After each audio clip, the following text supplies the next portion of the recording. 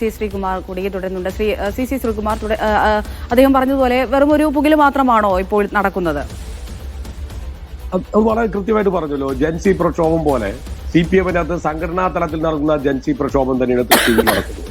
ഇതിൽ സെറ്റിൽമെന്റ് നടന്നതുകൊണ്ട് മാത്രമാണ് ഈ പറയുന്ന കരിയന്നൂർ ബാങ്ക് സ്കാമിനകത്ത് BJP-യുമായി സെറ്റിൽമെന്റ് ED സെറ്റിൽമെന്റ് നടത്തിയതിന്റെ ഭാഗമായിട്ടാണ് ആ കുറ്റപത്രം പ്രതിസ്ഥാനത്ത് CPM ജില്ലാ കമ്മിറ്റി വരികയും CPM-ന്റെ നേതാക്കന്മാരെ എല്ലാവരും വ്യക്തിപരമായ ഉത്തരവാദിത്വം ഒഴിവാക്കിയെടുത്തത്. ആ സെറ്റിൽമെന്റ് കണ്ട് പ്രതിഷേധിച്ച ആളുകളാണ്, യുവ നേതാക്കന്മാരാണ് ഈ വിഷയം പുറത്തു കൊണ്ടുവരുന്നത്. നിങ്ങൾ ഓർത്താൽ നിങ്ങൾക്കറിയാം, സുരേഷ് ഗോപിയുടെ പ്രമാദമായ ഒരു സമരമുണ്ട്, കരിവന്നൂർ സമരം. ആ കരിവന്നൂർ പദയാത്ര പ്രഖ്യാപിക്കുന്നത് എങ്ങനെയാ? കരിവന്നൂർ ബാങ്ക് മുതൽ തൃശൂർ സർവീസ് കോഓപ്പറേറ്റീവ് ബാങ്ക് വരെയാണ് സമരം പറഞ്ഞിരുന്നത്.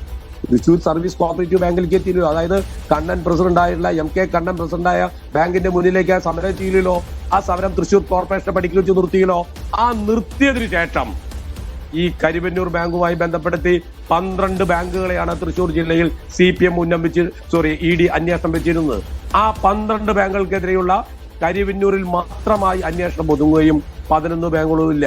അപ്പുറത്തെ ബാങ്കിലേതാ കൊടകര BJP-യുടെ കുഴൽപ്പണ തട്ടിപ്പ് കേസിലെ തട്ടിയെടുത്ത കേസിലെ പ്രതിയായ ആ BJP-കാരനായ ഒരുത്തിന് രേഖകളില്ലാതെ വായ്പ കൊടുത്ത വിഷയമാണ് ഈ ചെറുപ്പക്കാർ ചർച്ച ചെയ്ത വിഷയത്തിൽ പറയുന്നതാണ്.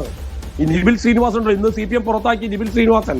അദ്ദേഹം പറയുന്നത് കൊടകര കുഴൽപ്പണ കേസിലെ പ്രതിക്ക് എങ്ങനെ CPM ഭരിക്കുന്ന ബാങ്കിൽ ലോൺ കൊടുത്തു?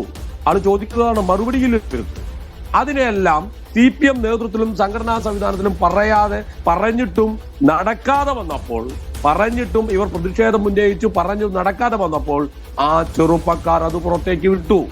ആ പുറത്തേക്ക് വിട്ടപ്പോൾ അതിലുണ്ടായ തർക്കങ്ങളിലാണ് ഇപ്പൊ വരുന്നത്. അത് ഞങ്ങളുടേതല്ലെന്ന് CPM നിഷേധിക്കുകയും ശരത്ത് തന്നെ.